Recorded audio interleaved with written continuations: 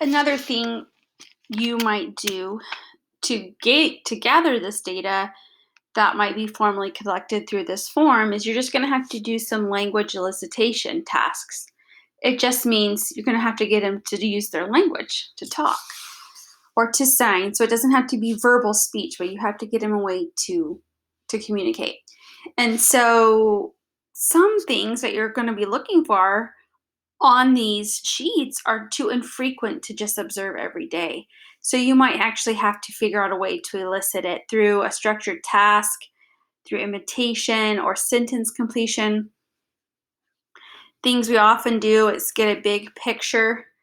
So, for instance, if I was looking at their understanding of concepts, I would get out an app that I have called Basic Concepts, where it has a bunch of items around a scene. So maybe something's on top and underneath of a table, and something is in the middle of two houses or whatever. The thing is I have to set myself up for success. So I want a picture that I can clearly ask, where is the apple? And I could understand if they knew what the concept in the middle was or between.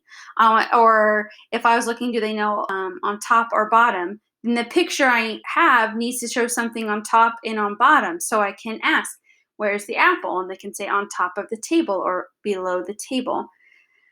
So it's just, I think teachers learn to do this all the time, but you're going to have to be creative in seeking out the information that's on the page, because it might not always come up in a natural context, especially if it's looking at you. You haven't spent much time with the child yet, or you're asked to go and do an observation, and maybe you take an hour out of your schedule. Depending on what they're doing, you might not be able to get through everything you need to observe, and so you would need to set up some ways to elicit some in language, so you could fill out this observation to its fullest. Your book also talks about this idea of an ecological assessment. It's used with severely disabled children, and just because it's a very intensive evaluation and it focuses more on real environments. And so we want to focus on the naturalistic environment for all kids. But this is just meaning looking at kids, what their environment is mostly going to entail, and it's more based on functional life skills.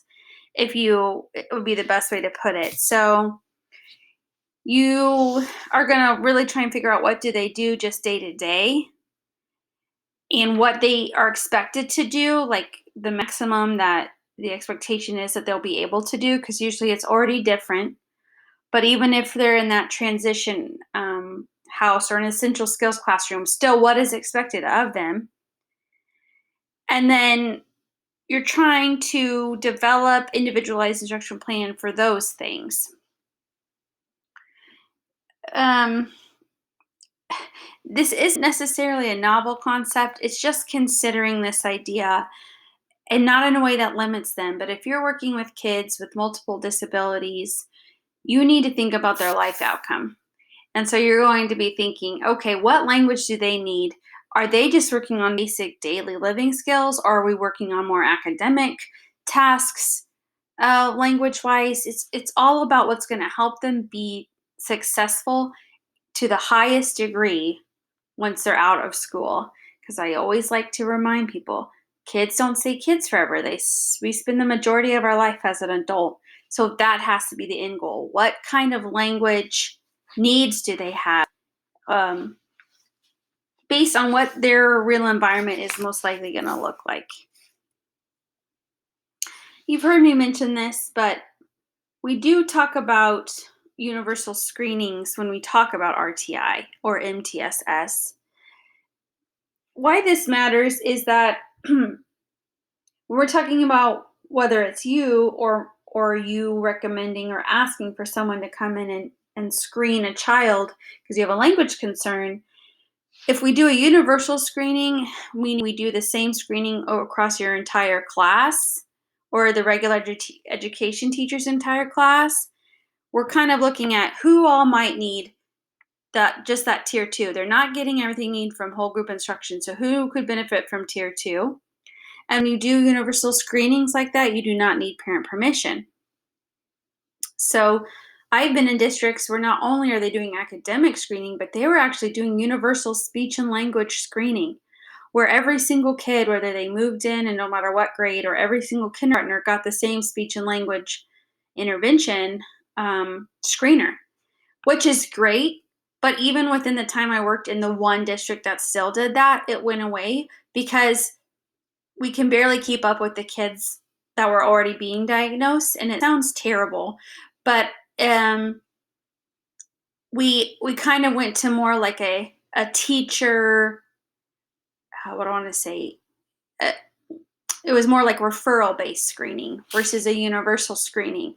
So not that it's bad, that's not that it's not merited, but we kind of went where the concerns were first, and usually that's coming from a parent or teacher referral.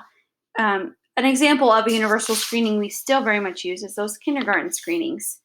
Now, if you wanted anyone, the reading specialist, the speech pathologist, whomever, to come in for anything, in this case, let's think about language specifically, that speech pathologist is going to either have to get parent permission to do a specific language or speech screening, or they're going to have to do it on your whole class. And so just be aware of that. That's again why classroom-based observations is a way for most speech pathologists to at least get started. I could appreciate how it could be perceived as, hey, I asked you for help and now you're making me fill out this questionnaire. But it's trying to get through some of those hurdles. Like, we at least want to hear from you some specific things. So that way, if we're going to screen that child, not only can we use our time looking at those areas, but when we're talking to mom and dad, we kind of know, or the caregiver, what we're saying, what the reason we need their permission to screen their child. And so I know personally, that's how I did it. And actually, I believe that's how my teammates, the teachers I worked with, wanted it to be done. But just to remind you of that, I guess, kind of system that's expected, and kind of how the rules work within the school for any kind of screening or assessment. I wanted to, I can't remember. Yeah, there's two videos here. This one is over one way of the preschool individual growth development indicator. This would be an example of a universal screening that's commonly used that would address language too. And then the dynamic indicators of basic early literacy skills. That would be the next video that's going to be in the playlist. It's the same concept. These are two different, basically, universal screenings that are used. Again, depending on your district, your state, and your school specific, the whole district might use the same universal screening, and each school might be different. I was most recently working in the public schools in Willard, Missouri, here, pretty close to MSU, 20 minutes or so. And they had just recently moved to, it's like all computer based, but every quarter kids were going down to the computer lab and doing some kind of a screening. I don't know what program it was, but essentially these two videos are just examples of different programs for universal screenings, trying to identify language needs and literacy concerns. And so kids that aren't getting it from whole group instruction, and we're going to say, okay, can they get it from small group instruction, like in their classroom, or are we going to be looking at a special ed evaluation?